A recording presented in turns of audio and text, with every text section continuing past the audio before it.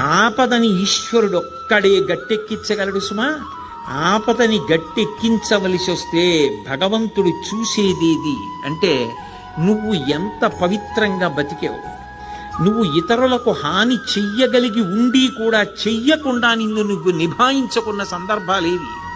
నీ కోపాన్ని నువ్వు ఎలా నిగ్రహించుకున్నావు, ధర్మానికి నువ్వు ఎలా కట్టుబడిపోయావో చూసి పరమేశ్వరుడు కౌగిలించుకుంటాడు. కబీర్ దాస్ గారు ఓ మాట అంటాడు, ధీరే ధీరే రేమనా ధీరే సబకుచి హోయ్ మాలీసించే సౌకర్య ఋతువాయే ఫల్హోయ్ అంటాడు. ఇవాళ విత్తనాలు పెట్టి నేను బిందెలు నీళ్లు పోస్తే జామ చెట్టు వచ్చి కాయలు కాస్తుందా? ఇవాళ విత్తనం పెట్టి కొద్ది కొద్దిగా నీళ్లు పోస్తే ఒక 5 ఏళ్ల తర్వాత చెట్టే విరగ కాస్తుంది. ధర్మాన్ని నమ్ముకున్నవాడు పాడవడు. ధర్మానికి ఫలితం శాశ్వతమైన ఫలితం కాలంలో కనపడుతుంది. ఆనాడు ధర్మం పట్టుకున్నవాడు ఎంత గొప్పవాడో మిగిలిన వాళ్ళకి కూడా ఆదర్శం అవుతాడు. ధర్మం వదిలినవాడు నశించిపోతాడు. అది నిరూపించాడు భాగవతం ప్రారంభంలోనే.